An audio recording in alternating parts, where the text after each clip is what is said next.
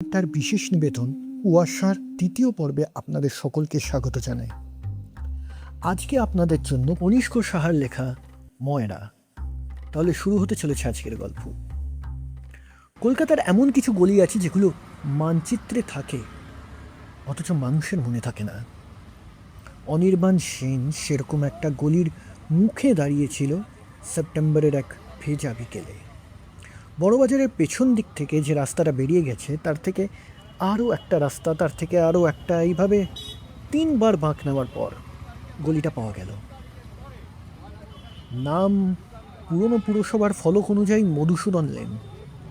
গলিটা এত সরু যে দুজন মানুষ পাশাপাশি হাঁটলে কাঁধ ঠেকে যায়। দুপাশে 3তলা 4তলা বাড়ি গায়ে গায়ে, একটার দেওয়াল আরেকটার ঘাড়ে ভর দিয়ে দাঁড়ানো। ওপরে আকাশ বলতে একটা লম্বা সরু ধূসর ফালি। বর্ষার জল কার্নিশ বেয়ে নামছে অবিরাম, নিচের নালায় শব্দ তুলছে টপ টপ করে। অনির্বাণের বয়স 40 ছুঁই, খাদ্য ইতিহাসবিদ।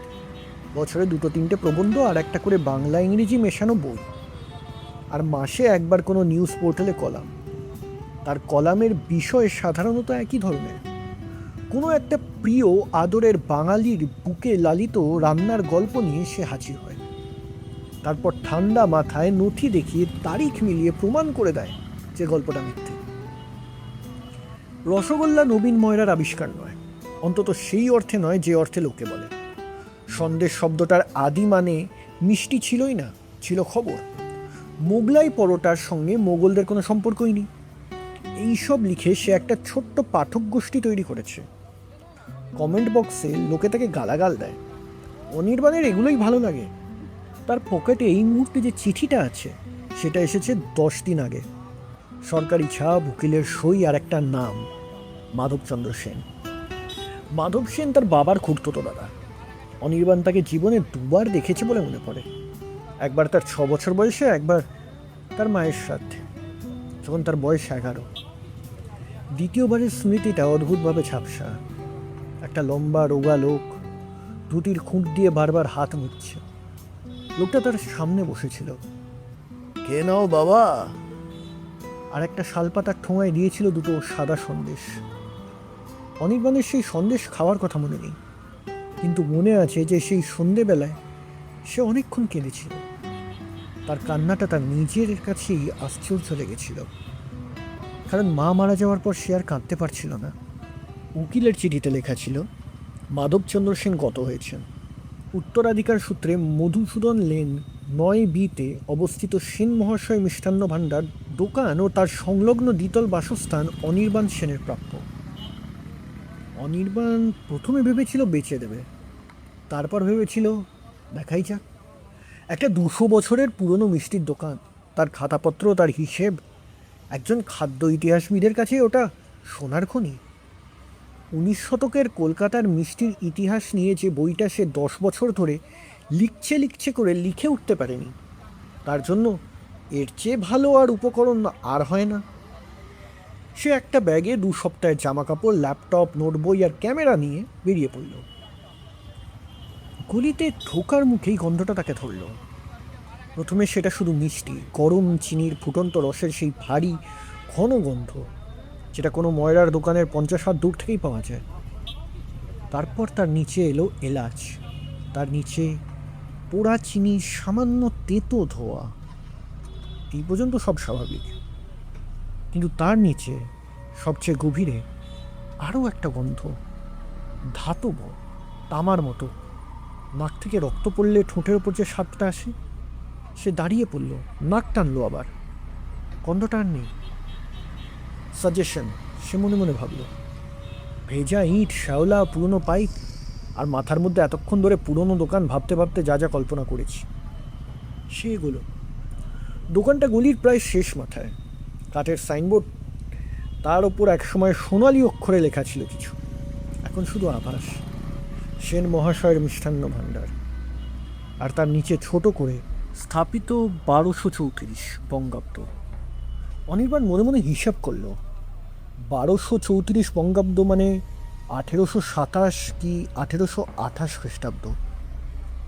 ওটা মিথ্যে, সে ভাবল, প্রায় স্বস্তির সঙ্গে। সব দোকানই এটা করে। বয়স যত বাড়িয়ে বলা যায় দাম তত।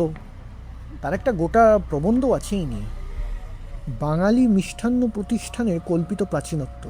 ছাপার সঙ্গে সঙ্গেই অনেক দোকানদারেরা এই নিয়ে ওর সাথে ঝামেলা করেছে।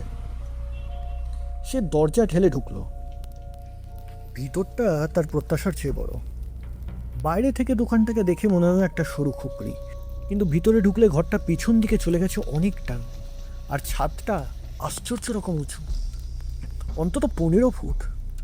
কালো হয়ে যাওয়া কড়িবর্গা, তার ফাঁকে ফাঁকে বহু বছরের কালি আর চিনির বাষ্প জমে একটা চকচকে প্রায় বার্নিশের মতো আস্তরণ তৈরি করেছে। আলো বলতে দুটো টিমটিমে ভাল্ব, আর সামনে কাঁচের শোকেসের ভিতরে একটা হলদে টিউব। বাকিটা ভাপ। ভাপের কারণে ঘরের কোণগুলো দেখা যায় না। দেওয়াল কোথাও শেষ হয়েছে বোঝাই যায় না। ডান দিকে কাঁচের শোকেস, বাঁ দিকে একটা কাঠের গদি, তার উপর পুরনো তোষর, তার উপরে একটা লোহার ক্যাশ বক্স আর একটা ধূপদানি, যাতে ধূপ জ্বলছে না বহুদিন। আর ঘরের একেবারে পেছনে ভাপের সবচেয়ে ঘন জায়গাটায় একটা উনুন, তার উপর একটা কড়াই। কড়াইটা দেখে অনির্বাণ থমকে গেল। সে কম মিষ্টির দোকান দেখেনি। গবেষণার কাজে সে বর্ধমান, কৃষ্ণনগর, জনাই, পেলিয়াতোর, জয়নগর সব ঘুরেছে। বড় কড়াই সে দেখেছে অনেক, কিন্তু এটা বড় নয়, এটা অস্বাভাবিক। লোহার, কালো, এত চওড়া যে একজন পূর্ণবয়স্ক মানুষ তার মধ্যে গা এলিয়ে শুয়ে পড়তে পারে। কানায় কানায় বহু বছরের পোড়া রসের স্তর জমে জমে ঢেউ খেলানো, প্রায় প্রবালের মতো একটা গঠন তৈরি হয়েছে। উনুনের আগুন দেখা যাচ্ছে না, কিন্তু কড়াইয়ের নিচটা কমলা। আর তার সামনে পিঠ ফিরিয়ে একজন লোক দাঁড়িয়ে। শুনছেন? অনির্বাণ বলল। লোকটা ঘুরল না। আমার নাম অনির্বাণ সেন, মাধববাবু আমার। জানি। গলার স্বরটা এমন যে অনির্বাণ থেমে গেল। শুকনো নয়, খসখসেও নয়, বরং অদ্ভুতভাবে মসৃণ, যেন যেন বহুদিন ব্যবহার না হওয়া একটা যন্ত্র, যার ভেতরে ধুলো পড়েনি, কারণ ধুলো ঢোকার পথই নেই। লোকটা কড়াইয়ের ওপর ঝুঁকে একটা লম্বা কাঠের হাতা ঘোরাচ্ছে। আপনি গোবিন্দ? হুম। মাধববাবু কবে? 13 দিন। অনির্বাণ অপেক্ষা করলো এই আশায় যে লোকটা যদি আরো কিছু বলে। অবশেষে সে ব্যাগ নামিয়ে রাখলো গতির পাশে। আমি কিছুদিন থাকবো, খাতাপত্র দেখব, দোকানটাকে নিয়ে কি করব এখনো ঠিক করিনি। হাত ঘোরা থামলো না। দোকান নিয়ে কিছু করতে হয় না, দোকান নিজেই করে। তা তো বটেই, সে বলল। তখন গোবিন্দ খুলল। বয়স আন্দাজ করা অসম্ভব। 70 হতে পারে, 90ও হতে পারে। মাথার চুল পাতলা আর সাদা, খামে সেঁটে আছে কপালে, গায়ের রং ফ্যাকাশে, ঠোঁট পাতলা, চোখ দুটো ছোট, একটু কোটরে বসা, আর সেখানে কোনো কৌতূহলও নেই। কিন্তু হাত, গোবিন্দর হাত দুটো কোনোই পর্যন্ত সাদা, ময়দা আর ছানার গুঁড়োয় এমনভাবে ঢাকা যে চামড়ার রং বোঝা যায় না। আর সেই সাদার নিচে জায়গায় জায়গায় পোড়ার দাগ, অসংখ্য ছোট ছোট, বড়, পুরনো, নতুন দাগ। কিছু কিছু দাগের উপর চিনির রস শুকিয়ে বসে আছে, ফলে সেগুলো চকচক করছে, যেন কেউ ক্ষতগুলোর উপর কাঁচের প্রলেপ লাগিয়েছে। একবার ভালোভাবে অনির্বাণকে জরিপ করে নিয়ে আবার ঘুরে দাঁড়ালো কড়াইয়ের দিকে। রাতে ওপরের ঘরে থাকবেন, সে বলল। সিঁড়ি ওই দিকে, ছোটবাবু ওখানেই থাকতেন। ছোটবাবু মানে মাধববাবু? হুম। উনি ছোটবাবু ছিলেন, তাহলে বড়বাবু কে ছিলেন? হাতা থামলো 1 সেকেন্ডের জন্য, তারপর আবার চলল। মনে নেই। প্রথম রাতটা অনির্বাণ কাটালো উপরতলার ঘরে। ঘরটা ছোট, একদিকের দেওয়ালে জানলা, বাকি 3 দেওয়ালে বইয়ের তাক। তাতে এক রাশ বাঁধানো, লাল শালু ঝরানো, বহু বছরের ধুলো পড়া খাতা। অনির্বাণ আঙুল দিয়ে গুনতে গিয়ে 150 পর ছেড়ে দিল। তার বুকের মধ্যে একটা লোভ নড়ে উঠল, ইতিহাসবিদের লোভ। যদি এর 10% আসল হিসেবে খাতা হয়, তাহলে এখানে 19 শতকের কলকাতার একটা গোটা অর্থনৈতিক ছবি আছে। কত দুধ কিনতো, কার কাছ থেকে, কী দামে, কোন মাসে বিক্রি, কোন উৎসবে কী তৈরি। সে একটা খাতা টেনে নিল। 1347 বঙ্গাব্দ, 1940 কি 41-এর আশেপাশে। খাতার বাঁ পাতায় স্বাভাবিক হিসেব, দুধ, ছানা, চিনি, কাঠ, খাজনা, কর্মচারীর মজুরি। ডান পাতায় বিক্রির তারিখ ধরে ধরে সন্দেশ 40খানা, রসগোল্লা 700 ইত্যাদি। কিন্তু ডান পাতার একেবারে ধারে সরু একটা কলাম, হরিদাস মিত্র, পুত্র শোক 2 ভাগ, ক্ষান্তমণি দাসী, বৈধব্য, প্রথম বছর 5 ভাগ, নিতাই পাল, ভিটে ছাড়া 1 ভাগ, অজ্ঞাত, গঙ্গার ঘাট 9 ভাগ। অনির্বাণ ভুরু কুচকে পাতা উল্টালো। পরের পাতাতেও একই। বাহ, এ তো দারুণ। তার মাথায় ততক্ষণে একটা প্রবন্ধ তৈরি হয়েছে। 19-20 শতকের ময়রাদের একটা সমান্তরাল হিসেব। কে কে শোকের সময় মিষ্টি নিয়েছে, বাকিতে নিয়েছে, কার শ্রাদ্ধে কত লেগেছে। ভাগ মানে নিশ্চয়ই কোনো একক, বাকির পরিমাণ বা সামাজিক দায়ের হিসেব। বাঙালি সমাজে শোক আর মিষ্টি যে কতটা ছড়িয়ে তার মধ্যে তার একটা নথিভিত্তিক প্রমাণ। এই কলামটার একটা নাম দিতে হবে। সে ছবি তুলল ফোনে 12টা পাতার, তারপর ঘুমোতে গেল। পরদিন সকালে সে নিচে নামলো 7:30টায়। গোবিন্দ কড়াইয়ের সামনে খুন্তি নাড়ছে কালকেরই মতো। অনির্বাণের মনে হলো লোকটা নড়েনি। মানে কাল ঠিক যেই অবস্থায় দেখেছিল, যেই জামা, যেইভাবে দাঁড়ানো, এমনকি যেই জায়গায় ছেড়ে গেছিল তাকে লোকটা, যেন সেখানেই দাঁড়িয়ে আছে। আপনি ঘুমননি? সে জিজ্ঞেস করল। রস নামাতে হবে। সারা রাত? রস সারা রাতেই নামে। সকালে দোকান খুলতেই খদ্দেররা একে একে আসা শুরু করলো। সাধারণ মিষ্টির দোকান একটা কোলাহলের জায়গা। দরদাম, ঠাট্টা, রাজনীতি, কার ছেলে কোথায় চাকরি পেল। এখানে লোকে ঢোকে, শোকেসের সামনে দাঁড়িয়ে আঙুল দিয়ে দেখায়। গোবিন্দ সেই রকম ঠোঙায় ভরে দেয়। খদ্দেরদের মুখগুলো অনির্বাণ লক্ষ্য করল। বেশিরভাগই বয়স্ক, কিন্তু বয়সের চেয়েও যেটা চোখে পড়ে সেটা হলো চোখ। প্রত্যেকের চোখে একটা নির্দিষ্ট শান্ত, প্রায় সন্তুষ্ট শূন্যতা, যেন প্রত্যেকেই সবেমাত্র একটা লম্বা কান্না শেষ করে উঠেছে এবং হালকা লাগছে। একজন বৃদ্ধা বেলা 11টা নাগাদ 4টে সন্দেশ নিলেন। ঠোঙা হাতে নিয়ে দাঁড়িয়ে রইলেন কিছুক্ষণ। তারপর গোবিন্দর দিকে তাকিয়ে বললেন, আজ একটু বেশি লাগছে বাবা। গোবিন্দ মাথা নাড়ল। কাল কম হবে। বৃদ্ধা চলে গেলেন। অনির্বাণ জিজ্ঞেস করল, কি বেশি লাগছে, দাম? না। তবে? গোবিন্দ উত্তর দিল না। দুপুরে দোকান বন্ধ হলো 2টো থেকে 4টে। গোবিন্দ কোথায় গেল বোঝা গেল না। অনির্বাণ তখন শোকেসটা ভালো করে দেখল। 3টে তাক। ওপরের তাকে আজকের মিষ্টি, সাদা সন্দেশ, রসগোল্লা, পান্তুয়া, একটা কাচের বাটিতে রাবড়ি। মাঝের তাকে কিছু নেই, আর নিচের তাকটা তালা বন্ধ। কাঁচের ভেতর দিয়ে দেখা যায় একটা বড় চ্যাপ্টা কাঠের থালা, তার ওপর সারি সারি সন্দেশ। কিন্তু সেগুলোর রং কেমন যেন ঘোলাটে।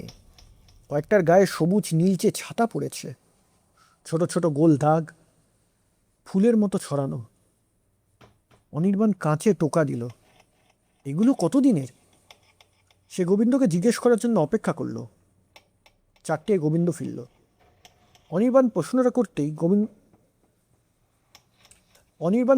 করতেই গোবিন্দ শোকেসের দিকে তাকিয়ে বলল, ওগুলো বিক্রির জন্য নয়। তা তো বুঝতেই পারছি, ওগুলো তো নষ্ট হয়ে গেছে, ফেলে দিন। ফেলা যায় না। কেন? যাদের তারা এখনো নেয়নি। অনির্বাণ কয়েক সেকেন্ড চুপ করে রইল, তারপর নোট বই বের করে রাখল। যাদের তারা এখনো নেয়নি, অর্ডার করা কিন্তু নেওয়া হয়নি, এমন মিষ্টি ফেলা হয় না। কোনো লৌকিক বিশ্বাস? তৃতীয় দিন রাতে সে তালাটা খুলল। চাবিটা ছিল ক্যাশ বক্সে, অন্য 5টা চাবির সঙ্গে। অনির্বাণ নিজেকে বলল যে সে দোকানের মালিক, শোকেসের তালা খোলার জন্য তার কারোর অনুমতি লাগে না। তবুও এটা করার সময় কেন জানে না তার বুকটা হালকা কাঁপছিল। গোবিন্দ তখন নিচে। অনির্বাণ সিঁড়ির নিচের দরজাটা বন্ধ হতে শুনেছে 12:30টায়।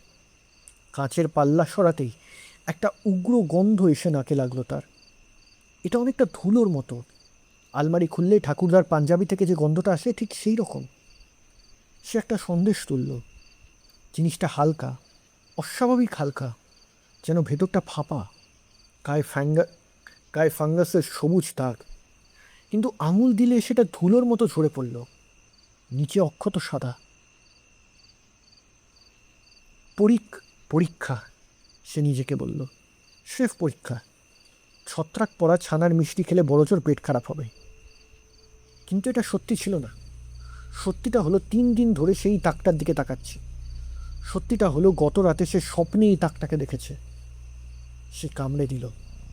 প্রথম 8 সেকেন্ড কিছুই হলো না, শুধু ছানার নরম বালুকোনার মতো গঠন জিভের ওপর ভেঙে পড়ল। তারপর মা গাইছেন। শুধু মনে পড়ল নয়, অনির্বাণ 35 বছর পিছিয়ে গেল। শীতকাল, বিকেল গড়িয়ে সন্ধে, বেহালার সেই পুরনো ফ্ল্যাট যেটা তার বাবার চাকরি চলে যাওয়ার পর ছেড়ে দিয়েছিল। জানলা দিয়ে কমলা আলো আসছে, আর সেই আলোয় ধুলো ভাসছে।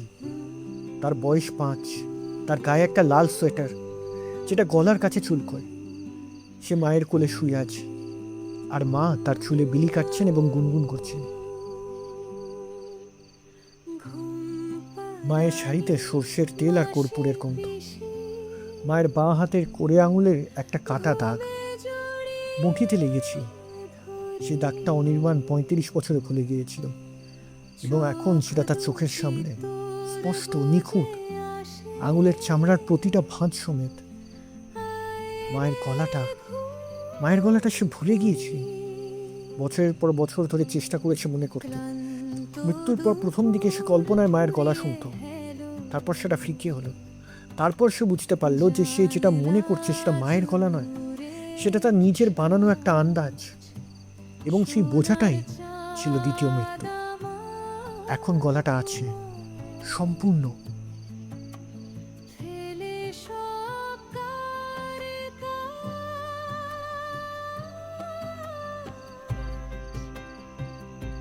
অনির্বাণ দোকানের মেঝেতে হাঁটু গেড়ে বসে পড়ল আর কাঁদতে লাগলো।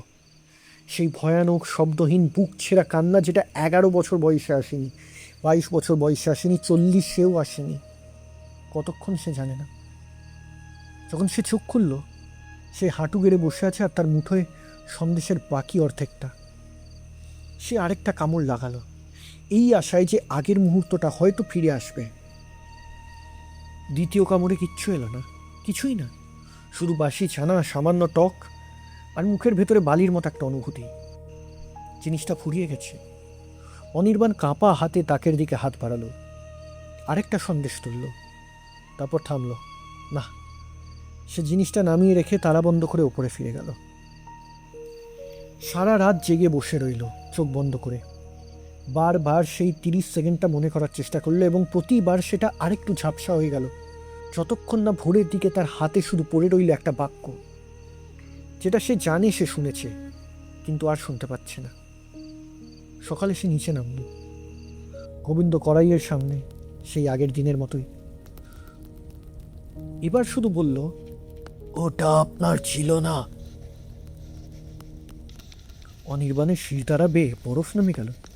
কি? নিচের তাকেরটা, ওটা অন্য একজনের জন্য রাখা। এখন আর হবে না, জল ঢুকে গেছে। আমি জানি না আপনি কি বলছেন। ও, এরপর 3 দিন অনির্বাণ খাতা নিয়ে বসলো। 11টা খাতা সে পাতায় পাতায় ছবি তুলে ফেলল। একটা এক্সেল শিট আর পরিমাণ তুলতে শুরু করলো। এমনকি 2বার নেট ঘেঁটে 1934-এর দুর্ভিক্ষের সময়কার চালের দামের সঙ্গে মিলিয়ে দেখল। কিন্তু প্রতি ঘন্টায় অন্তত একবার সে থেমে যাচ্ছিল এবং শোকেসের নিচের তাকটার কথা ভাবছিল। এটা সাজেশন, সে দিনে 20 বার নিজেকে বলল। গন্ধ আর স্বাদ সরাসরি হিপোক্যাম্পাসে যায়, লিম্বিক সিস্টেম স্মৃতি উস্কে দেয়। শৈশবের কোনো মিষ্টির সঙ্গে এই ছানার গঠনের মিল ছিল, ব্যাস, এতে অলৌকিক কিছু নেই। যুক্তিটা নিখুঁত। অনির্বাণ যুক্তি দিয়ে বহু মিথ ভেঙেছে। সমস্যা হলো যুক্তিটা তার নিজের কানেই এখন একটা প্রার্থনার মতো শোনাচ্ছিল।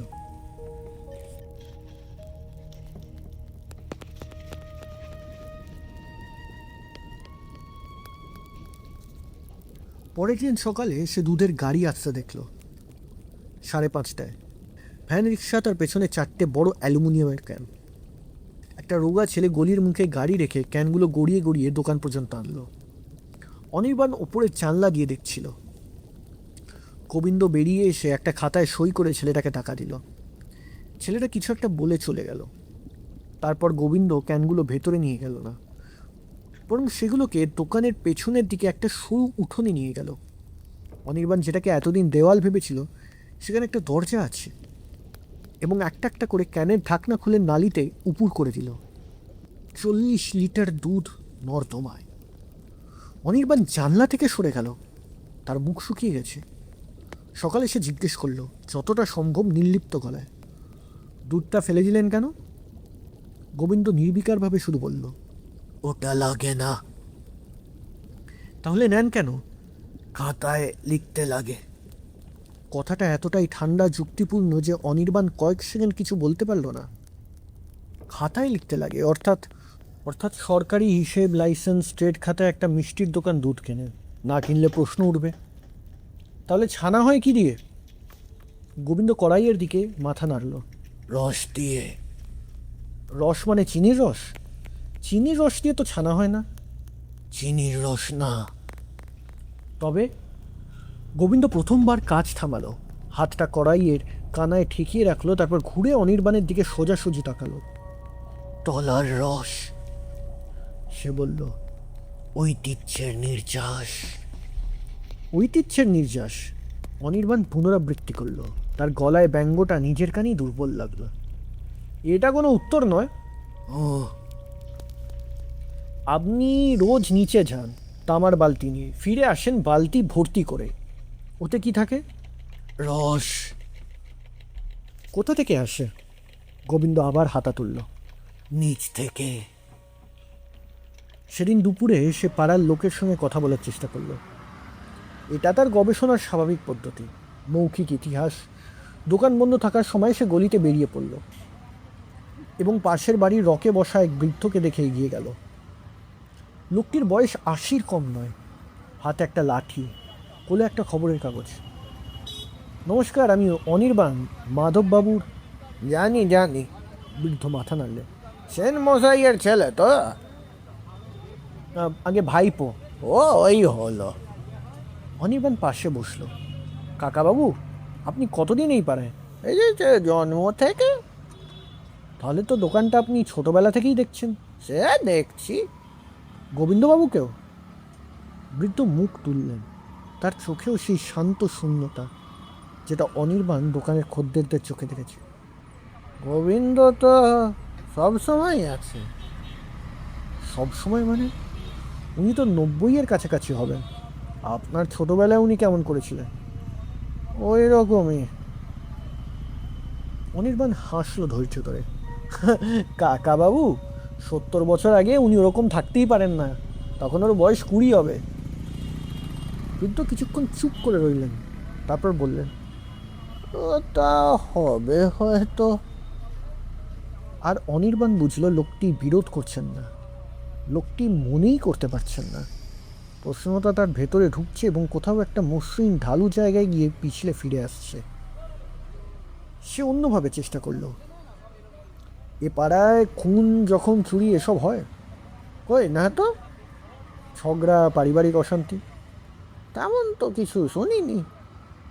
এখানে লোকে মদ ফদ খায় না? খায় না বললে মিথ্যা হবে, তবে বাড়াবাড়ি নেই। আত্মহত্যা? বৃদ্ধ প্রথমবার একটু অবাক হলেন। কি যে বলেন, এ পাড়ায় ওসব হয় না। কোনোদিন হয়নি? একবার হয়েছিল, সেই যেবার দোকান বন্ধ ছিল 1943-44। আমি তখন খুব ছোট, জানো তো। বন্ধুর অসুখ করেছিল, 3 মাস ছাপ পড়ে রইল। তখন কি হয়েছিল? বৃদ্ধ তার লাঠির মাথায় হাত বোলাতে লাগলো। তারপর নিচের তলার সরকারদের বড় ছেলে ছাদ থেকে পড়ল, তারপর গায়েনদের বউ, তারপর আরো 2জন, নাম মনে নেই। তারপর যেদিন দোকান খুললো সব আবার ঠিক হয়ে গেল। কাকাবাবু, ওটা তো দুর্ভিক্ষের সময়। সালে গোটা বাংলায়। তা তো বটেই। বৃদ্ধ সঙ্গে সঙ্গে রাজি হয়ে গেলেন। এত সহজে যে অনির্বাণের বলার ইচ্ছেটাই মরে গেল। দুর্ভিক্ষ, খাওয়া আর কষ্ট এইসব তো লেগেই থাকে। তিনি আবার কাগজটা তুললেন। অনির্বাণ উঠে দাঁড়ালো। যাওয়ার আগে সে একটা শেষ প্রশ্ন করল, আপনি ওই রোজ ওখান থেকে মিষ্টি কেনেন? রোজ না, সপ্তাহে 2 দিন। কেন? বৃদ্ধ কিছু একটা ভাবলেন। অনির্বাণ দেখলো তার ভুরু কুঁচকে গেল। তিনি একটা উত্তর খুঁজছেন এবং পাচ্ছেন না। ভালো লাগে, তিনি অবশেষে বললেন। খেলে হালকা লাগে। তারপর প্রায় নিজের অজান্তেই তিনি চোখ করলেন। আমার একটা মেয়ে ছিল জানেন। অনির্বাণ অপেক্ষা করল। বৃদ্ধ কাগজের দিকে তাকিয়ে রইলেন। না, মেয়ে ছিল না, দুটোই ছেলে। কি যে বলি। তিনি হাসলেন, সেই শান্ত হালকা হাসি। অনির্বাণ দোকানে ফিরে এলো এবং সেদিন বিকেলে প্রথম সন্দেহ করল যে সে অসুস্থ হয়ে পড়েছে। লক্ষণগুলো ছোট। সে দুপুরে ভাত খেতে বসে দেখলো ভাতের স্বাদ নেই, একেবারেই নেই। যেন ভেজা তুলো চিপোচ্ছে, ডালেও না, মাছেও না। সে নুন দিল, লঙ্কা দিল, কিছুতেই কিছু হলো না। তারপর বিকেল 4টে, গোবিন্দ শোকেসে নতুন সন্দেশ সাজাচ্ছিল। আর একটা ভাঙা টুকরো সে অভ্যাসবশত হাতের চেটোয় নিয়ে অনির্বাণের দিকে বাড়িয়ে দিল। অনির্বাণ সেটা মুখে দিল এবং স্বাদ ফিরে এলো। শুধু ফিরে এলো না, বিস্ফোরণ ঘটালো। কোনো নির্দিষ্ট স্মৃতি এলো না, এবার এলো একটা অনুভূতি। গ্রীষ্মের দুপুরে ঘুম ভেঙে দেখা যে বাড়ির সবাই ঘুমোচ্ছে, বাইরে একটা কাক ডাকছে, এবং তোমার কোনো কাজ নেই, কোথাও যাওয়ার নেই, কেউ তোমার কাছে কিছু চায় না। নিরাপত্তা, সম্পূর্ণ বেওয়ারিশ, শিশু সুলভ নিরাপত্তা। অনির্বাণের চোখে জল এলো। গোবিন্দ দেখল না, শোকেস সাজাতে থাকলো। সেই রাতে অনির্বাণ ডায়েরিতে লিখল, আমি নোট করে রাখছি, এই দোকানের মিষ্টিতে সম্ভবত এমন কিছু আছে যা আসক্তি তৈরি করে। আফিম, গাঁজার আরক, পুরোনো দিনের ময়রারা অনেক কিছু মেশাতো। এটা একটা সম্ভাব্য থিসিস। আগামীকাল একটা নমুনা নিয়ে ল্যাবে পাঠাবো। কিন্তু আফিমে কি মায়ের গানের গলা শোনা যায়? শেষ লাইনটা লিখে সে অনেকক্ষণ পাতার দিকে তাকিয়ে রইল। তারপর কেটে গেল। তারপর কাঁটাটা মুছে দিল এবং লাইনটা আবার লিখল। এরপর 3 দিন অনির্বাণ খাতা নিয়ে বসল। 11টা খাতা সে পাতায় পাতায় ছবি তুলে ফেলল। একটা এক্সেল শিটে দাম আর পরিমাণ তুলতে শুরু করলো। এমনকি দুবার নেট ঘেঁটে 1934-এর দুর্ভিক্ষের সময় চালের দামের সঙ্গে মিলিয়ে দেখল। কিন্তু প্রতি ঘন্টায় অন্তত একবার সে থেমে যাচ্ছিল এবং শোকেসের নিচের তাকটার কথা ভাবছিল। 7ম রাতে সে সেলারে নামল। সিঁড়ির দরজাটা দোকানের একেবারে পেছনে, কড়াইয়ের বাঁ দিকে। একটা কাঠের পাল্লা যেটা মেঝের সঙ্গে সমান্তরাল, অর্থাৎ পাল্লাটা মেঝেতেই, একটা লোহার কড়া লাগানো। গোবিন্দ প্রতি রাতে 12টা থেকে 12:30টার মধ্যে নামে আর ফেরে ভোর 4টে। আজ অনির্বাণ অপেক্ষা করল না। সে নামল রাত 9টায়, যখন গোবিন্দ দোকানের সামনে ঝাঁপ নামিয়ে গলির শেষ মাথায় গিয়েছিল কোনো কাজে, যেটা প্রতি সন্ধ্যায় সে করে এবং যাতে ঠিক 17 মিনিট লাগে। অনির্বাণ সময় মেপে রাখছিল 3 রাত ধরে। কড়া ধরে টানল।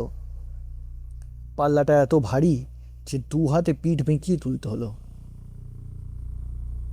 নিচে অন্ধকার আর একটা ঠান্ডা হাওয়া উঠে এলো। ঠান্ডা। এই বাড়িতে গত 7 দিনে সে কোথাও ঠান্ডা পায়নি। হাওয়াটা ভিজে মাটির, আর নিচে সেই তামার গন্ধ। এবার আর ক্ষীণ নয়, স্পষ্ট, চাপা। সে টর্চ জ্বালালো এবং নামতে শুরু করলো। 8 ধাপে একটা সাধারণ সেলার আসা উচিত। 12 ধাপ, 17 ধাপ, 23 ধাপে সে থামল এবং টর্চটা ওপর দিকে ফেলল। দরজার চৌকো আলোটা অনেক ওপরে, ছোট দূরের একটা জানলার মতো দেখাচ্ছে। এটা সেলার নয়, সে ভাবল, এটা একটা কূপ। 29 ধাপে মেঝে পাওয়া গেল এবং টর্চের আলো সামনে ফেলে অনির্বাণ প্রথমে যা দেখল সেটা তার মাথা বুঝতে পারল না। তার সামনে ছিল একটা ঘর, এত বড় যে টর্চের আলো তার শেষ পর্যন্ত পৌঁছয় না। ছাদ, খিলানের ইট, সব জায়গা থেকে ফোঁটা ফোঁটা জল পড়ছে। আর সেই ঘরের মেঝে জুড়ে দিগন্ত পর্যন্ত খাঁজ, সরু লম্বা নালার মতো খাঁজ, মাটি কেটে তৈরি। কিন্তু ভিতরটা মাটি নয়, মাটির পোড়া আস্তরণ, টেরাকোটা, যেভাবে পুরোনো দিনের জলের নালা বাঁধানো হতো।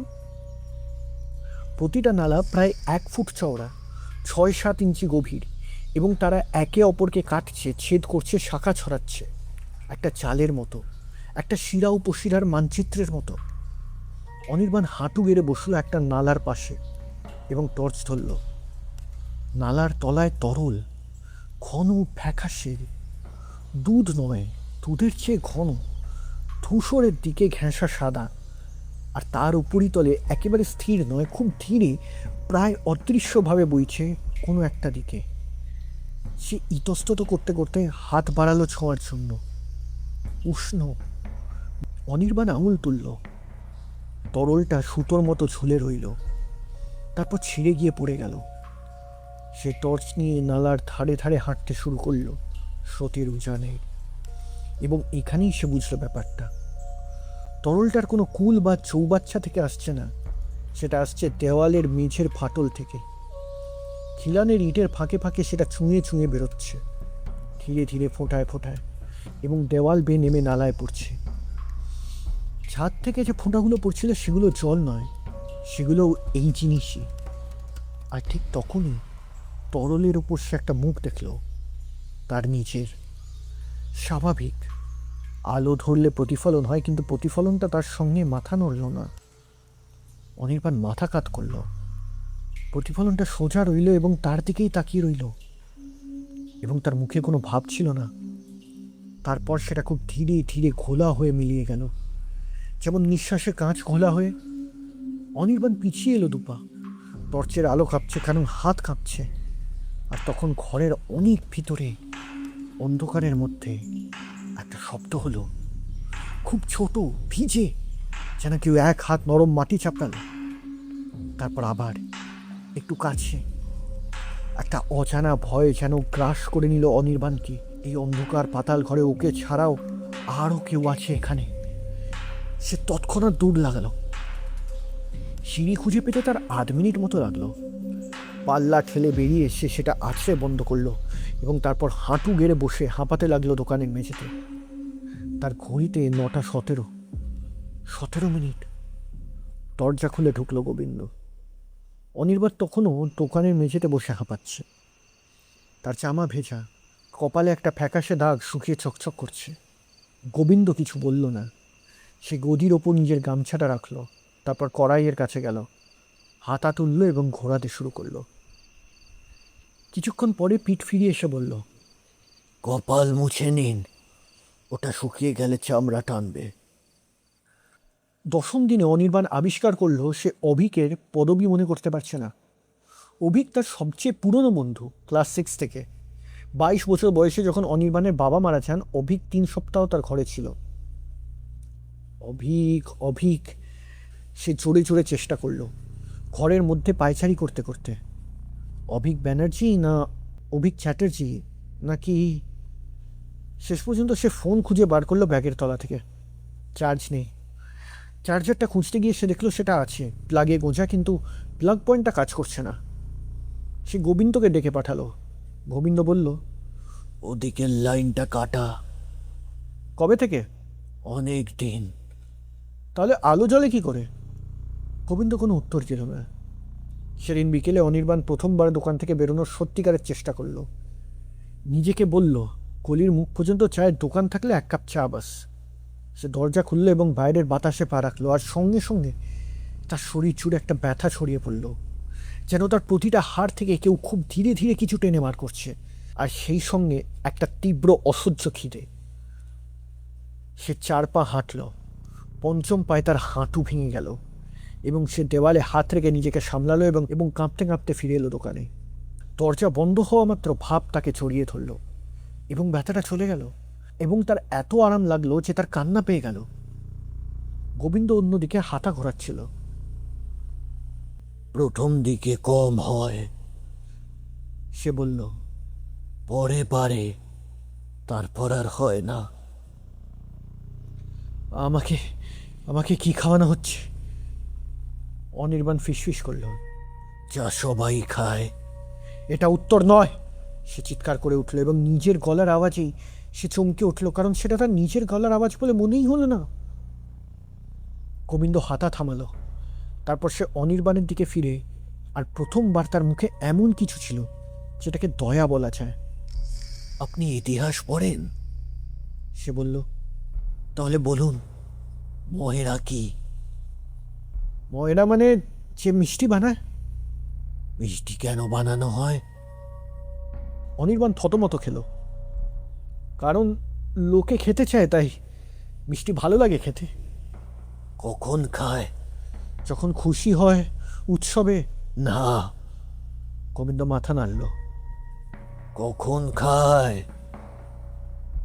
আর অনির্বাণ, খাদ্য ইতিহাসবিদ, যে 10 বছর ধরে এই বিষয়ে একটা বই লিখেছে, দাঁড়িয়ে রইল এবং তার মাথার মধ্যে একটার পর একটা ছবি এলো। শ্রাদ্ধ বাড়িতে সাদা থালায় সাদা সন্দেশ, জন্মের খবর এলে প্রতিবেশীর হাতে ঠোঙা, বিয়ের তত্ত্বে 7 রকমের মিষ্টি, কেউ মারা গেলে বাড়িতে যারা আসে তাদের হাতে চা আর একটা মিষ্টি, কারণ কিছু তো বলার নেই, তাই কিছু দিতে হয়। চাকরি চলে যাওয়ার পর কেউ বাড়িতে এসে বলেছে, নে খা তো একটা। খেয়ে নাও বাবা, খেয়ে নিলে ভার কমে। যখন কিছু ঘটে, অনির্বাণ ধীরে ধীরে বলল, ভালো হোক খারাপ হোক। গোবিন্দ মাথা নাড়ল। তাহলে ময়রা কি?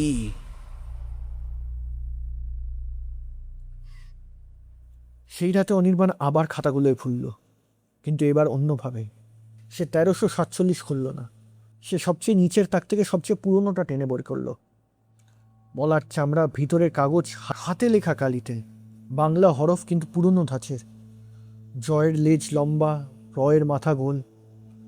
প্রথম পাতায় সন 1234, শ্রী শ্রী অন্নপূর্ণা সহায়। এই খাতায় রামহরি মোদকে মধুসূদন লেন। অনির্বাণের হাত কেঁপে উঠলে। 1234 বঙ্গাব্দ। সাইনবোর্ডটা তার মানে মিথ্যে বলেনি। সে পাতা পাল্টালো। হিসেব, দুধ, চিনি, কাঠ ঠিক একই ধরনের, এবং ডান ধারে সেই সরু কলমটা, রামহরি মোদক নিচে, কন্যা বিয়োগ 11 ভাগ। অনির্বাণ থমকে গেল। একজন ময়রা নিজের হিসেব নিজে লিখেছে। সে পাতা উল্টাতে থাকলো দ্রুত, এবং তারপর খাতার প্রায় শেষে একটা পাতায় লেখার ধরন বদলে গেল। অন্য হাত, অন্য কালি। সন 1259, শ্রাবণ। গুরু রামহরি মোদক আজ করায় নামিলেন, শেষ ভাগ তাহারি, এমন হইতে আমি গোবিন্দ। 1259 বঙ্গাব্দ, মানে 1852 খ্রিস্টাব্দ, 174 বছর আগে। সে খাতা ফেলে ছুটে গেল পরের তাকে। 1270 খুলল শেষ পাতা। লেখার হাত একই, সেই গোবিন্দর হাত। 1285 একই হাত। 1300 একই। 1321 একই, কিন্তু এখানে মাঝামাঝি একটা পাতায় আশ্বিন, হাত ফাটিয়াছে, কড়াই ধরিতে কষ্ট হয়, শীঘ্রই দ্বিতীয় হাত লাগিবে। আর তার 7 পাতা পর অন্য একটা হাত, কিন্তু একই সই, গোবিন্দ। অনির্বাণ মেঝেতে বসে পড়ল। 4 রকম হাতের লেখা সে গুনল সেই রাতে, 27টা খাতা ঘেঁটে। 4 রকম হাত, একই সই। আর শেষ খাতাটা 1432, চলতি বছর। সেখানে বেশিরভাগ পাতা ফাঁকা, কিন্তু প্রথম দিকে 2টো হাতের লেখা পাশাপাশি চলছে। একটা সই গোবিন্দর, আরেকটা সরু তির্যক ইংরেজি শিক্ষিত হাত। ছোটবাবু মাধব সেন, আর মাধব সেনের হাতের শেষ এন্ট্রি 3 সপ্তাহ আগের তারিখ, শোক কলামে। মাধবচন্দ্র সেন, সমগ্র, ভাগ নির্ধারিত হয় নাই। তারপর নিচে গোবিন্দর হাতে একটা লাইন, ভাইপো আসিবে, শোক আছে চাপা। অনির্বাণ চিৎকার করার চেষ্টা করলো, কিন্তু ততক্ষণে তার গলায় কিছু একটা হয়ে গেছে, শব্দ বেরোলো না। পরের দিন সে গোবিন্দকে ধরল। দুপুরে দোকান বন্ধ, উনুন নিভু নিভু। অনির্বাণ খাতাগুলো নিয়ে এসে গদির ওপর ছড়িয়ে দিল। আপনি কে? গোবিন্দ। কোন গোবিন্দ? 1259-এরটা নাকি 1321-এরটা? বৃত্ত খাতাগুলোর দিকে তাকায়, প্রায় স্নেহের সঙ্গে। গোবিন্দ একটাই, সে বলল, লোক বদলায়। সেটা কিভাবে সম্ভব? যেভাবে বামুন একটাই, লোক বদলায়। যেভাবে ডাক্তার একটাই, কাজটা থাকে, যে করে সে ফুরিয়ে যায়। অনির্বাণ একটা খাতা তুলে ধরল। এই কলামটা ভাগ, এটা কি? যা নেওয়া হয়েছে, কার থেকে? যার নাম লেখা আছে তার থেকে। কি নেওয়া হয়েছে? গোবিন্দ এক মুহূর্ত চুপ করে রইল। তারপর সে অনির্বাণের পাশের গদিতে বসল। প্রথমবার 10 দিনে অনির্বাণ তাকে বসতে দেখল এবং হাঁটুতে হাত রাখলো আর কথা বলা শুরু করলো। মানুষ ভাবে দুঃখ মনের ভিতরে থাকে, থাকে না।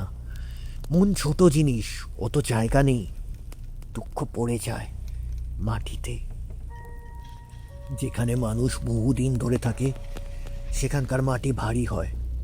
ওই যে উপরের বাড়িগুলো 200-250 বছর ধরে ওখানে লোক জন্মেছে, মরেছে, কেঁদেছে। যে মেয়েটা 13 বছর বয়সে বিয়ে হয়ে এসে সারা রাত বালিশে মুখ খুঁজে কেঁদেছে, তার কান্না কোথায় গেছে? বালিশে শুকিয়ে গেছে। মেয়েটা মরে গেছে, বাড়িটা ভেঙে আবার তৈরি হয়েছে, কিন্তু কান্নাটা নিচে গেছে মাটিতে। 100 বছর পরে সেই মাটি চাপ খেয়ে চুইয়ে ঘন হয়ে ওঠে। যেমন খেজুর গাছের রস উঠে শীতকালে, তখন কাটতে হয়। না কাটলে না কাটলে কি হয়? অনির্বাণ ফিস ফিস করে জিজ্ঞেস করলো। ওপরে ওঠে। গোবিন্দ ছাদের দিকে দেখালো। দেওয়াল বেয়ে ওঠে, ঘরে ঢোকে। তখন বাড়িতে লোক কারণ ছাড়া কাঁদে। ঘুমের মধ্যে হাঁটে, ছাদ থেকে ঝাঁপ দেয়। যে পাড়ায় ময়রা নেই সে পাড়ায় এসব হয়। আপনি খবরের কাগজ পড়েন না, তাই ময়রা থাকে। মাটি কেটে নালা করে, নালা দিয়ে রস নামে, এক জায়গায় জমে। তারপর সে কড়াইয়ের দিকে দেখালো। তারপর জ্বালা দিতে হয়। কাঁচা রস কেউ খেতে পারবে না। কাঁচা দুঃখ গিললে মানুষ মারা যায়।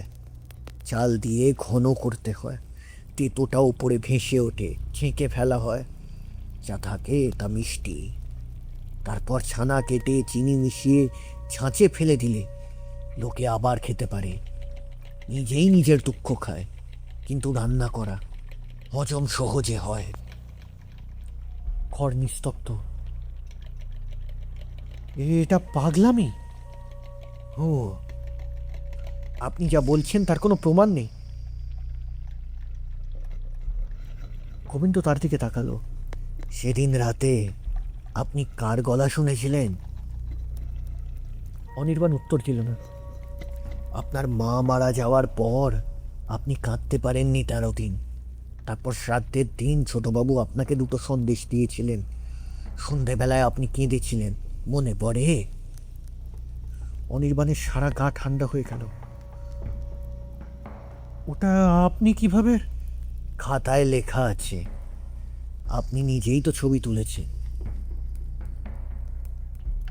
সে উঠে দাঁড়ালো, হাঁটু থেকে ময়দা ছাড়লো। তখন আপনার ভার কমে গেছিল। আপনার মনে নেই, কারণ ভার কমলে মনে থাকে না, শুধু হালকা লাগে। কিন্তু ভাগটা তখনই নেওয়া হয়। ছোটবাবু নিয়েছিলেন। কি নিয়েছিলেন? গোবিন্দ কড়াইয়ের দিকে হাঁটতে হাঁটতে বলল, আপনার মায়ের কলা। বেলার দিকে সেই বৃদ্ধা এলেন। সেই যিনি প্রথম দিনে 4টে সন্দেশ নিয়ে বলেছিলেন আজ একটু বেশি লাগছে। তিনি শোকেসের সামনে দাঁড়ালেন, আঙুল তুললেন। গোবিন্দ তখন পিছনে উনুনে কাঠ দিচ্ছে। অনির্বাণ গদি থেকে নেমে এলো। মাসিমা, সে চাপা গলায় বলল, শুনুন, এটা খাবেন না। বৃদ্ধা ভুরু কুঁচকে দেখাল। কেন বাবা, বাসি? না না না, বাসি নয়, শুনুন, এই এই মিষ্টিতে না কিছু আছে, বোঝাতে পারবো না কি, কিন্তু বাস এটা খাবেন না। বৃদ্ধা তাকিয়ে রইলেন, আর অনির্বাণ দেখলো তার চোখের মধ্যে কিছু একটা নড়ল। মাত্র এক পলকের জন্য একটা সরু ফাটল। তার পেছনে কিছু একটা ছিল, বিরাট, ধূসর এবং ভয়ানক। তারপর ফাটল বুঝে গেলে। তোমার শরীর ভালো আছে তো বাবা? তিনি বললেন উদ্বিগ্ন গলায়। মাধবের মতো কথা বলছো। ও শেষ দিকে ওরকম বলতো। রোগা হয়ে গিয়েছিল, খেত না কিছু। মাসিমা, খেয়ে নাও বাবা। তিনি হাত বাড়িয়ে অনির্বাণের গালে হাত রাখিয়া, তার হাতটা শুকনো হালকা কাগজের মতো। খেয়ে নিলে ভার কমে। তারপর তিনি গোবিন্দর দিকে ফিরলেন, যিনি এতক্ষণে কাছে এসে দাঁড়িয়েছেন ঠোঙা হাতে, এবং বললেন, এবার তো 4টে নয়, 6টা দাও, বাড়িতে লোক এসেছে। তিনি চলে গেলেন। অনির্বাণ দরজার দিকে তাকিয়ে রইল। উনি কিছুই শুনলেন না। সে বলল, শুনেছেন? গোবিন্দ বলল ক্যাশ গোছাতে গোছাতে, কিন্তু কথাটা ধরার জায়গা নেই তো। যেখানে ধরতো সেটা তো আমি 14 বছর আগেই নিয়ে নিয়েছি। সেই রাতে অনির্বাণ আবার খাতায় ফিরল, এবং এবার সে একটা নির্দিষ্ট জিনিস খুঁজছিল। কেউ কি কোনোদিন পালিয়েছে? সে খুঁজে পেল 1369 খাতায়। মাঝখানে 7 পাতা ছেঁড়া, ছিঁড়ে ফেলা হয়েছে টেনে তাড়াহুড়োয়। কাগজের দাঁত রয়ে গেছে। তার পরের পাতা গোবিন্দর হাতে। পৌষ, বিমল পালিয়েছে রাত্রে ঝাঁপ ভাঙিয়া, খুঁজিব না, খুঁজিতে হয় না। 3 পাতা পরে মাঘ, বিমল ফিরিয়াছে 9 দিন পরে। হাঁটিতে পারতেছিল না, লোকে ধরিয়া আনিয়াছে, বলিতেছে হাওড়া অবধি গিয়েছিল, তাহার পর আর পা চলে না। ইহাই নিউ, যাহার ভিতরে রস ঢুকিয়া আছে, সে রসের উৎস হইতে বেশি দূর যায় না। গাছ কি শিকড় ছাড়িয়া হাঁটে? তার নিচে একই তারিখে একটা ছোট লাইন, বিমলের ভাগ নষ্ট হইয়াছে, বাইরে শুকিয়া গিয়েছে, এই ব্যাচ ফেলিয়া দিতে হবে। তারপর 3 পাতা ফাঁকা। তারপর আবার হিসেব শুরু, শান্ত নিয়মিত, দুধ, চিনি, কাঠ, খাজনা। সে সেই রাতে দ্বিতীয়বার নিচে নামল, এবং এবার আর লুকিয়ে নয়। গোবিন্দ তার হাতে টর্চটা ধরিয়ে দিল, আর নিজে 2টো তামার বালতি তুলে নিয়ে আগে আগে নামতে লাগলো। নিচে গোবিন্দ দেওয়াল থেকে একটা লম্ফ নামিয়ে ঝালাতেই হলুদ আলো ছড়িয়ে পড়ল। অনির্বাণ এই প্রথম পুরো ঘরটাকে দেখল।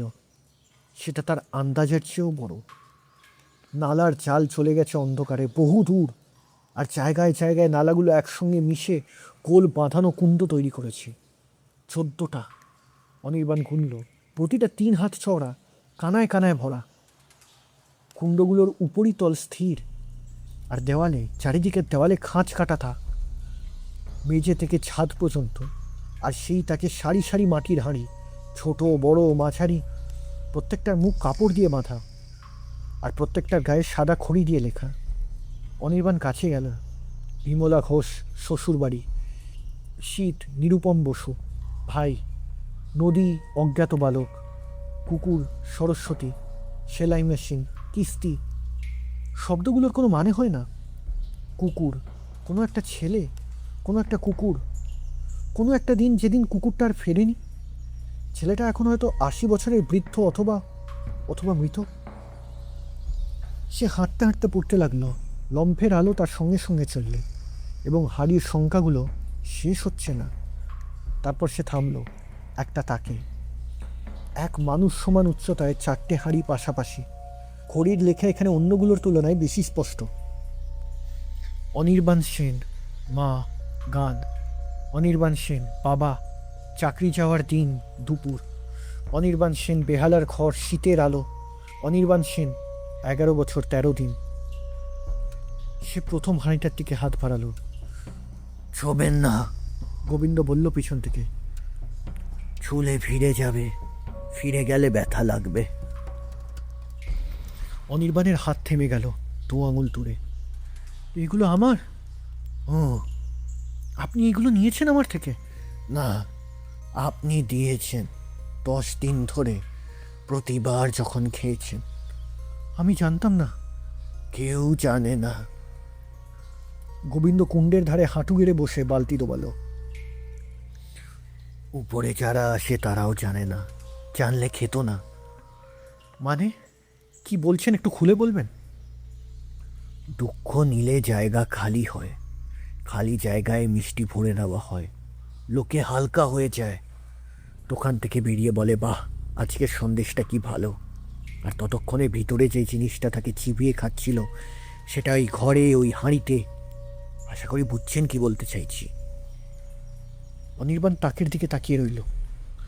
তাহলে এটা তো ভালো কাজ, আপনি মানুষের দুঃখ নিয়ে নেন। গোবিন্দ ভরা বালতিটা তুলল।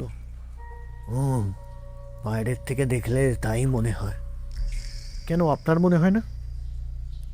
লম্ফের আলোয় বৃদ্ধের ছায়া দেওয়ালে বিরাট হয়ে পড়ছে হাঁড়িগুলোর ওপর। একটা লোক তার মেয়েকে হারালো, সে কাঁদলো। কাঁদতে কাঁদতে সে বুঝলো মেয়েটাকে সে কত ভালোবাসতো। সেই বোঝাটা তার শেষ জিনিস, তাই না? তার কাছে মেয়েটার যা কিছু বাকি আছে সব ওই ব্যথাটাই তো। এখন সে যদি একটা সন্দেশ খায় তার ব্যথাটা কমে কিংবা চলে যায়। সে থামল। তাহলে তার কাছে কি রইল? কিছুক্ষণ দুজনে চুপ। লোকে ফিরে আসে, মাসে 2বার 3বার, আরও চায়। প্রথমে ব্যথা দেয়, তারপর যা যা ব্যথার সঙ্গে জড়ানো, মুখ, গলা, ঘরের গন্ধ সব দেয়। শেষে এমন হয় যে মানুষটা মনে করতে পারে না তার কে ছিল, শুধু জানে যে কেউ ছিল। আর সেই জানাটা এত হালকা যে সে সুখী। সেই সুখী মানুষগুলোই ভোরবেলায় লাইন দেয়। অনির্বাণ ভাবল সকালের সেই মুখগুলোর কথা, সেই শান্ত সন্তুষ্ট শূন্যতা। আপনি এটা বন্ধ করেন না কেন? গোবিন্দ তাকে বহুক্ষণ ধরে দেখল। মাটি খামা বন্ধ করলে আমিও বন্ধ করব। তারপর সে দ্বিতীয় বালতি ভরতে শুরু করলো এবং কুণ্ডের ওপর অনির্বাণের ছায়া পড়ল। সে ঝুঁকল খুব কাছে, প্রায় নাক ছোঁয়ানো দূরত্বে। তার প্রতিফলন ছিল, কিন্তু সেটা ছিল একটা মুখের আকার, একটা মাথার আদল, দুটো চোখের গর্ত, মসৃণ ফ্যাকাশে, নিখুঁত এবং সম্পূর্ণ ফাঁপা, যেন কেউ তার মুখের ছাঁচ নিয়ে সেটা চিনির রসে ডুবিয়ে তুলেছে। সেই মুখে কোনো ভাব নেই, কারণ ভাব রাখার মতো কিছু ভিতরে নেই। অনির্বাণ চোখ সরালো না, প্রতিফলনও না। তারপর যে দিনগুলো এলো সেগুলোর হিসেব অনির্বাণ রাখতে পারেনি। সে সকালে উঠে খাতা নিয়ে বসে, ঘণ্টাখানেক পর ভুলে যায় যে সে কি খুঁজছিল। তখন নিচে নামে, গোবিন্দ সন্দেশের ভাঙা একটা টুকরো এগিয়ে দেয়। কখনো কখনো কিছু স্মৃতি আসে, শীতের দুপুরে ছাদে বসে কমলা লেবু, বাবার হাতের ঘড়ির টিকটিক, কারো চটির শব্দ সিঁড়িতে। কখনো কিচ্ছু আসে না, শুধু একটা উষ্ণ নীরবতা, যেটা যেটা আরও ভালো। একদিন সে উপরের ঘরের ছোট আয়নাটায় নিজেকে দেখল এবং লক্ষ্য করলো যে তার চোখের নিচে কালি নেই, বরং তার মুখটা মসৃণ হয়ে এসেছে। 40 বছরের যে রেখাগুলো চিন্তার ভাঁজ, রাগের ছাপ, সেগুলো মিলিয়ে যাচ্ছে। সেই দিনগুলো এই জিনিসগুলো এক এক করে খসে পড়ছে, আর প্রতিটা খসে পড়া এত নিঃশব্দে হচ্ছিল যে সেটা কেবল অনেক পরে টের পাওয়া যেত। যেভাবে বর্ষায় দেওয়ালের চুন খসে, তুমি দেখতে পাও না, কেবল এমনি দাঁড়িয়ে বোঝা যে দেওয়ালটা সাদা নেই। প্রথমে গেল তারিখ, সে জানতো সেপ্টেম্বর, তারপর সে জানতো না কত তারিখ, তারপর সে জানতো না মাসটাই। গলির ওপরের সরু আকাশের ফালিটা কখনো ধূসর, কখনো কম ধূসর, ওইটুকুই ঋতু। তারপর গেল খিদে, সাধারণ খিদে, ভাত ডালের খিদে। সে এক সকালে বুঝলো যে সে 3 দিন কিছু খায়নি এবং তার পেটে কোনো প্রতিবাদ নেই। তারপর গেল ভাষা। এটা সে টের পেল যখন গোবিন্দ তাকে একটা কাজ দিল, শোকেশের ভিতর থেকে তাক মোছা। সে কাপড় নিয়ে বসলো এবং কাজ করতে করতে খেয়াল করলো যে মনে মনে কোনো কথা বলছে না। সারা জীবন তার মাথার ভেতরে একটা লোক বকবক করতো, মন্তব্য করতো, বিদ্রূপ করতো, বাক্য গোছাতো, পরের প্রবন্ধের প্রথম লাইন ঠিক করে দিত। সেই লোকটা এখন চুপ। মাথার ভেতরটা এখন একটা পরিষ্কার উষ্ণ খালি ঘর। সে কাপড় নামিয়ে অনেকক্ষণ বসে রইল এবং সেই নীরবতাটা উপভোগ করল, এবং তার চোখ দিয়ে জল গড়ালো, এবং সে জানতো না কেন। গোবিন্দ পিছন থেকে বলল, প্রথম দিকে ওরকম হয়। তারপর গেল স্মৃতি। একদিন, কোন দিন জানা নেই, সে খাতা খুলে বসলো এবং একটা এন্ট্রি দেখল, 1350, চিনি 4 সের, 3 টাকা 12 আনা। সে দাগ দিয়ে রাখতে গেল এবং তারপর থেমে গেল, কারণ তার মনে পড়ল না 1350 গুরুত্বপূর্ণ। সে জানতো যে ওই বছরটা তার জানা উচিত। ওই বছরটার সঙ্গে কিছু একটা জড়িয়ে আছে, বড় কিছু, কিন্তু জিনিসটা তার নাগালের ঠিক 1 ইঞ্চি বাইরে ছিল। তার নাগাল বাড়াতে গেলে ক্লান্ত লাগছিল। আর ক্লান্ত লাগলেই নিচে নেমে আসতো, আর নিচে নামলেই গোবিন্দ কিছু একটা এগিয়ে দিত। একদিন দুপুরবেলায় একবার সে নিজেকে দোকানের গদিতে বসা অবস্থায় আবিষ্কার করলো, হাতে একটা ভাঙা সন্দেশ, এবং তার মনে পড়ল না সে কিভাবে সেখানে এসেছে। জানলা দিয়ে কত দৃশ্য দেখা যাচ্ছে, একজন মহিলা চুল আঁচড়াচ্ছেন, একটা বাচ্চা সিঁড়িতে বসে, দুটো লোক মুখোমুখি, একজন কিছু বলছে, অন্যজন মুখ ঘুরিয়ে নিচ্ছে। মুখগুলো তার চেনা নয়, কিন্তু ঘটনাগুলো তার চেনা, যেন সে ওই সব ঘরে ছিল, যেন সেই সব দুঃখ, 200 বছরের সব দুঃখ এই বাড়ির বাতাসে ভাসছে, এবং সে সেটা নিঃশ্বাসের সঙ্গে নিচ্ছে, এবং সেটা তার নিজেরটার সঙ্গে মিশে যাচ্ছে, আর কোনটা কার তার আলাদা করা যাচ্ছে না। আর সবচেয়ে ভয়ানক ব্যাপার, সেটা তার ভালো লাগছিল, একা থাকার চেয়ে ভালো। নিজের একটা মাত্র দুঃখ নিয়ে 40 বছর একা থাকার চেয়ে অনেক ভালো। কিন্তু মাঝে মাঝে দিনে একবার দুবার একটা কিছু ফিরে আসতো। একবার সে খাতা লিখতে গিয়ে দেখলো সে নিজের নামের বানান ভুল করছে, অনির্বাণ। সে দাঁড়িয়ে গেল, এবং হঠাৎ বিদ্যুতের মতো মনে পড়ল সে কে। সে ছুটে গিয়ে তার ব্যাগটা টেনে বার করে ল্যাপটপটা খুলল, চার্জ নেই, নোট বই। সে পাতা উল্টালো এবং নিজের হাতের লেখা পড়ল, এবং সেটা তার কাছে অন্য একজনের লেখা মনে হলো। শেষ এন্ট্রিটা ছিল, কিন্তু আফিমে মায়ের গলা শোনা যায় না। সে ওই লাইনটা 50 বার পড়ল, তারপর সে নিজের হাতের দিকে তাকালো। আঙুলের ডগাগুলো ফ্যাকাশে, নখের চারপাশের চামড়া শক্ত, কাঁচের মতো হালকা হলদে। সে টিপল, ব্যথা লাগলো না, আঙুল বাঁকলো, কিন্তু কিন্তু এক মুহূর্ত দেরিতে, যেন কোথাও একটা কবজা আটকাচ্ছে। আর তার আঙুলের ডগা থেকে খুব ধীরে ধীরে একটা ফোঁটা নেমে পড়ল নোট বইয়ের পাতায়, ঘন, ফ্যাকাশে, উষ্ণ। সে ঠিক করলো পরের দিন সকালেই বেরিয়ে যাবে। সারা রাত সে জেগে বসে রইল, নিজের নাম বারবার আওড়াতে লাগলো। অনির্বাণ সেন, খাদ্য ইতিহাসবিদ। বাবার নাম প্রতুল সেন। মায়ের নাম আসছিল না। আমার নাম, আমার বাড়ি ঠাকুরপুকুর, ফ্ল্যাট নম্বর 4B। আমি একটা বই লিখছি, বইটার নামও আসছিল না। ঠিক আছে, ওগুলো বাইরে গেলেই ফিরে আসবে। ভোর হওয়ার আগেই সে ব্যাগ গোছাতে শুরু করলো। আর এখানেই সে প্রথম বুঝলো, জামাগুলো ভাঁজ করতে গিয়ে তার আঙুল কাজ করছে না। সে হাত দুটোর দিকে তাকিয়ে রইল, এবং সেগুলো তার নিজের হাত বলে চিনতে পারল না। চামড়া মসৃণ, প্রায় স্বচ্ছ, আর তার নিচে শিরা নেই। কবজিতে নাড়ি খুঁজতে গিয়ে সে কিছু পেল না। না, ভুল, সে কিছু পেল। সেটা নাড়ির মতো নয়, সেটা খুব ধীরে, প্রতি 7 সেকেন্ডে একবার। সে ব্যাগ ফেলে দৌড়ালো। সিঁড়ি দিয়ে নেমে দোকানের সামনে এসে পৌঁছাতেই দেখলো গোবিন্দ দাঁড়িয়ে। তার গলা বেরোলো, কিন্তু অদ্ভুত, যেন গলার ভেতরটা ফাঁপা, প্রতিধ্বনি হচ্ছে। সে দরজার দিকে এগোলো, আর দরজার সামনে ভাপের মধ্যে থেকে গোবিন্দ বেরিয়ে এলো, শুধু দাঁড়িয়ে রইল, দরজা আর অনির্বাণের মাঝখানে। সরুন, অনির্বাণ বলল। যাবেন কোথায়? বাড়ির ঠিকানা মনে আছে? অনির্বাণ মুখ খুলল, কিছু বেরোলো না। বলুন। রাগ করে বলছি না, জানতে চাইছি। যদি বলতে পারেন আমি দরজা খুলে দেব। অনির্বাণ দাঁড়িয়ে রইল দোকানের মধ্যে, মনে করার চেষ্টা করতে লাগলো, কিন্তু কিছুতেই মনে করতে পারল না। সে মেঝেতে বসে পড়ল, এবং তার পা দুটো তার নিচে গুটিয়ে গেল। গোবিন্দ কাছে এসে তার পাশে বসল। শুনুন, আমার নাম গোবিন্দ নয়, আমার নাম ছিল হরিপদ। বাগবাজারে বাড়ি, মাছের আড়তে কাজ করতাম।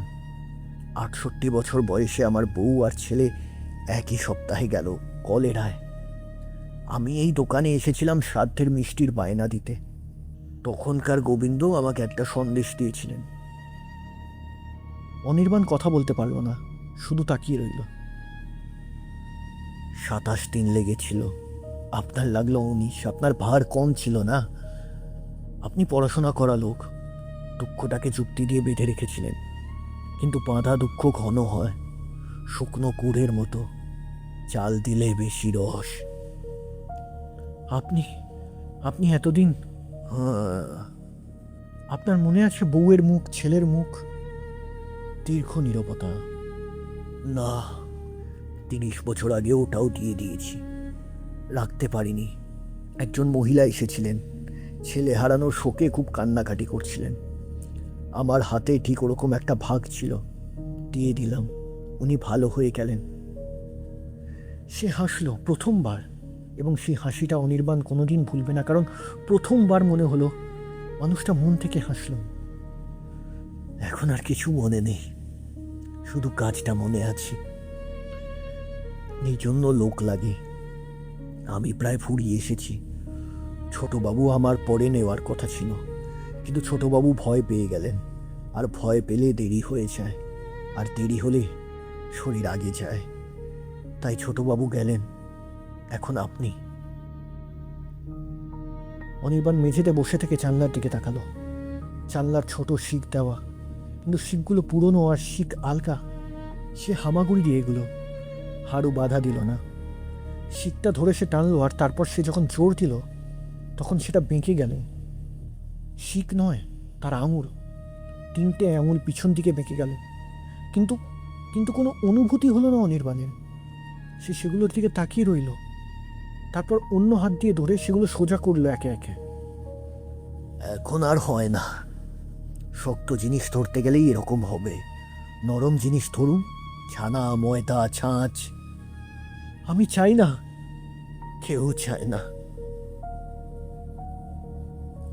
হারু একজন 68 বছর ধরে ক্ষয়ে যাওয়া বৃদ্ধ, যে অনির্বাণের বগলের নিচে হাত দিয়ে তাকে তুলল, যেভাবে ফার্নিচার তোলা হয়। অনির্বাণের ওজন প্রায় ছিল না, ভিতরটা ফাঁপা হয়ে গেছে। উনুনের কাছে আস্তে আস্তে গরম বাড়ল, এবং অনির্বাণের সেটাই আরাম লাগছিল। তার আঙুলগুলো নরম হয়ে এলো, শক্ত থেকে নমনীয়। হারু তাকে কড়াইয়ের ধারে বসালো, একটা কাঠের তুলের ওপর। কড়াইয়ের রস ফুটছে, ফ্যাকাশে ঘন, আর তার উপরই তলে ফেনা উঠছে। ফেনার বুদবুদ ফাটছে, আর প্রতিটা বুদবুদ ফাটার সঙ্গে অনির্বাণ একটা একটা করে শব্দ পেল। একটা ছেলের গলা, আমি পারবো না। একটা বাচ্চার কান্না, একটা বৃদ্ধের গলা ফিসফিস করে, আর কতদিন। তার নিজের গলা, 11 বছর বয়সের। মা। সে চোখ বন্ধ করার চেষ্টা করলে, চোখের পাতা নড়ল না। আর তখন তার মাথার ভিতরটা পরিষ্কার হতে শুরু করলো। এটাই ছিল সবচেয়ে নিষ্ঠুর অংশ। 3 সপ্তাহ ধরে সে ধোঁয়ার মধ্যে ছিল, নাম ভুলে যাচ্ছিল, দিন ভুলে যাচ্ছিল, নিজেকে ভুলে যাচ্ছে। এখন ধোঁয়াটা সরে গেল। তার মনে পড়ল অভিক দত্ত। পদবিটা ফিরে এলো অনায়াসে, যেন কোনোদিনও যায়নি। তার মনে পড়ল ঠাকুর পুকুরের ফ্ল্যাট, 4B, দরজার পাশে জুতোর তাক, বারান্দায় একটা মরে যাওয়া তুলসী গাছ। তার মনে পড়ল তার বইয়ের নাম, মিষ্টান্নের মিথ্যে, বাঙালি রসনার ইতিহাসের বানানো ঐতিহ্য। তার মনে পড়ল তার মায়ের নাম, শিপ্রা, শিপ্রা সেন। তিনি চিঠির খামের পিছনে হিসেব লিখতেন। তিনি চায়ে চিনি দিতেন না, কিন্তু অন্যের চায়ে দিতে ভুলতেন না। তিনি রাগলে চুপ করে যেতেন, আর সেই চুপ করে যাওয়াটাই চিৎকারের চেয়েও খারাপ ছিল। তিনি মারা যান একটা মঙ্গলবারের সকালে, আর সেদিন বাড়িতে পুঁইশাক রান্না হয়েছিল। আর অনির্বাণ তারপর সারা জীবন পুঁইশাক খেতে পারেনি, এবং কাউকে কোনোদিন কারণটা বলেনি। সব ফিরে এলো একসঙ্গে, ঝকঝকে, নিখুঁত। কারণ এখন সেগুলো আর তার মাথার ভেতরে নেই, সেগুলো বেরিয়ে এসেছে তার আঙুলের ডগা দিয়ে। সে নিজের হাতের দিকে তাকালো। 10টা আঙুলের প্রতিটা ডগা থেকে একটা করে সরু ফ্যাকাশে সুতো নামছে, অবিরাম স্থির মধ্যকর্ষণের নিয়ম মেনে, এবং কড়াইয়ের রসে মিশে যাচ্ছে। আর যেটা বেরোচ্ছে সেটা যাওয়ার আগে একবার করে তার মাথার মধ্যে দিয়ে যাচ্ছে, সম্পূর্ণ প্রখর, শেষবারের মতো। তাই সে মায়ের মুখ দেখল নিখুঁতভাবে শেষবার। তাই সে শুনল মায়ের গলা শেষবার, এবং সেটা সম্পূর্ণ ছিল। এবং সে কাঁদতে পারল না, কারণ চোখে জল তৈরি করার মতো কিছু আর ছিল না। একটা সাইকেলের ঘুমটির শব্দ, ভোরবেলা, যখন সে ক্লাস 9-এ পড়ে আর পরীক্ষার আগে রাত জেগে আছে। কলেজের করিডোরে একটা মেয়ের হাসি, যার নাম সে কোনোদিনও জানেনি, এবং যাকে সে 20 বছর ধরে বছরের পর বছর একবার করে মনে করেছে।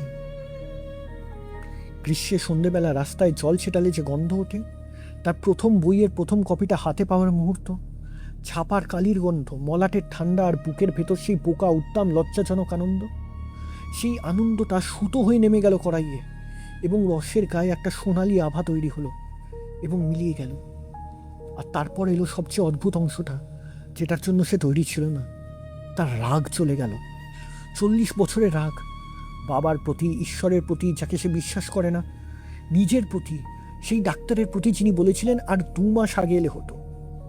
যে রাগটা তাকে নিয়ে বই লিখিয়েছে, প্রবন্ধ লিখিয়েছে, প্রত্যেকটা মিথ ভাঙিয়েছে, প্রত্যেকটা সান্ত্বনার গল্পকে টুকরো করে দিয়েছে, যে ভিতরে কিছু নেই, সেটাও সুতো হয়ে নেমে গেল। এবং তারপরে যা রইল সেটা শান্তি, গভীর সাদা নিখুঁত শান্তি। এবং অনির্বাণ শেষ যে টুকরোটা তখনও তার ছিল, তা দিয়ে বুঝল যে এইটাই বিক্রি হয়, এইটাই লোকে ভোরবেলায় লাইন দিয়ে কেনে। এই শান্তি যেটা তৈরি হয় কেবল তখনই যখন একজন মানুষের ভিতর থেকে তার সমস্ত ব্যথা এবং ব্যথার সঙ্গে জড়ানো প্রতিটা মুখ, প্রতিটি নাম, প্রতিটি ছোট বোকা আনন্দ টেনে বার করে জাল দেওয়া হয়। কড়াইয়ে রস ঘন হচ্ছিল, ফেনা কমে আসছিল, গন্ধটা বদলাচ্ছিল, তামার তীক্ষ্ণতা মিলিয়ে গিয়ে জায়গা করে নিচ্ছিল পরিষ্কার গোল নিখুঁত মিষ্টি ঘ্রাণকে। তারপর সে তার গামছাটা কাঁধ থেকে নামিয়ে কড়াইয়ের কানায় লাগালো এবং লম্বা হাতটা তুলে দিল টুলের ওপর বসে থাকা মূর্তিটার দিকে। আঙুলগুলো নিজে থেকেই বন্ধ হয়ে হাতটা ধরল। হাত কিছু ভোলে না। তারপর সে সিঁড়ির দিকে হাঁটতে লাগলো, আর হাঁটতে হাঁটতে সে হালকা হয়ে যাচ্ছিল এবং সেলারের অন্ধকারে ঢোকার আগেই তার পায়ের শব্দ থেমে গেল, যদিও সে থামেনি। কড়াইয়ের ওপর হাতা ঘুরতে শুরু করলো। ছেলেটির নাম রিতম এবং তার চ্যানেলের নাম রিতমস কলকাতা বাইটস, এবং তার সাবস্ক্রাইবার এই মুহূর্তে 41,000। সে গলিটা খুঁজে পেয়েছিল একটা কমেন্ট থেকে। কেউ লিখেছিল, বড়বাজারের পিছনে মধুসূদন লেনে একটা দোকান আছে, 200 বছর পুরনো, কেউ জানে না, ওখানকার সন্দেশ খেয়ে দেখো। কমেন্টটার কোনো প্রোফাইল ছবি ছিল না, আর অ্যাকাউন্টটা পরে খুঁজেও পাওয়া যায়নি। কিন্তু রিতম তখন কলকাতার লুকোনো 10 সিরিজ বানাচ্ছিল, তাই সে গেল। গলিটা খুঁজে পেতে 40 মিনিট লাগলো। গাইস দেখো দেখো, সে ক্যামেরার দিকে ফিসফিস করে বলল, ফোনটা ঘুরিয়ে। ওই গলিটা, এটা কোনো ম্যাপে নেই, সিরিয়াসলি। আর সেই স্মেলটা, উফ! সে থামলো। ও মাই গড, এলাচ আর কেমন একটা জানি না, মেটালিক, না সরি, ওটা আমার ইমাজিনেশন। দোকানটা গলির শেষ মাথায়, সাইনবোর্ডটা নতুন রং করা, সেন মহাশয়ের মিষ্টান্ন ভাণ্ডার, স্থাপিত 1234 বঙ্গাব্দ। 200 বছর গাইস, 200 বছর! সে ভেতরে ঢুকলো। ঘরটা ভাপে ভরা, আর ভাপের ওপারে উনুনের সামনে একজন লোক দাঁড়িয়ে। লোকটা তরুণ, 30-এর ঘরে হবে, পরজোর, কিন্তু রোগা ফ্যাকাশে, আর তার চোখ দুটো এত বড় যে মুখের বাকিটা যেন সেগুলো ধরে রাখতে হিমশিম খাচ্ছে। তার হাত কুনি পর্যন্ত সাদা, আর সেই সাদার নিচে পোড়া দাগ, অসংখ্য, কিছু পুরনো কিছু নতুন, আর সেগুলোর ওপর শুকনো রস চকচক করছে। দাদা দাদা, একটা সন্দেশ দেবেন? প্রীতম বলল। আরে শুনুন, আপনার দোকানটা নিয়ে 2-4টা কথা বলবেন, মানে 200 বছরের হিস্ট্রি, ইউনো। লোকটা ঘুরল। আরে প্রীতম এক মুহূর্তের জন্য থমকে গেল। মুখটা তার চেনা, ভীষণ চেনা। সে মাথা ঝাঁকালো। সরি, আপনাকে কোথাও দেখেছি বলে মনে হচ্ছে। লোকটা তাকিয়ে রইল, তার চোখে কোনো কৌতূহল ছিল না। তারপর সে কাঁচের শোকেস খুলে একটা সন্দেশ বার করলো, নিখুঁত তুষার ছাদা, ছাঁচের সূক্ষ্ম নকশা তার গায়ে, এবং একটা শালপাতার টুকরো রেখে বাড়িয়ে দিল। খেয়ে নিন, সে বলল, খেয়ে নিলে ভার কমে। প্রীতম হেসে ফেলল। বাহ বাহ বাহ, ডায়লগ, এটা রাখছি, এটা থাম্বনেলে মারাত্মক যাবে। সে কামড় দিল। ক্যামেরা তার মুখের দিকে ছিল, আর ভিডিওটা পরে যারা দেখছি 1,20,000 ভিউ। শেষ গণনা অনুযায়ী প্রীতমের চোখ বড় হয়ে যায়, ভুরু উপরে উঠে যায়, ঠোঁট আলগা হয়ে যায়, তার চোখ থেকে 2 ফোঁটা জল গড়িয়ে পড়ে, এবং সে সেটা লক্ষ্যই করে না। তারপর সে হাসে। গাইস, আমি জানি না কি বলবো, এটা এটা এমন একটা টেস্ট যেটা আমি চিনি, আমি শিওর আমি এটা আগে খেয়েছি ছোটোবেলায় কার বাড়িতে যেন, যাকে মনে পড়ছে না, কিন্তু কি ভালো লাগছে গাইস, এত হালকা লাগছে। ভিডিওটা এখানে কেটে যায়।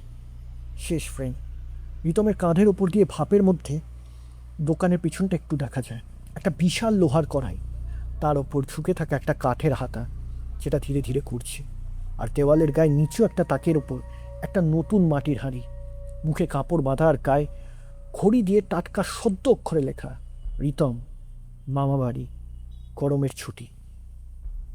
ভিডিওটার নিচে 430টা কমেন্ট।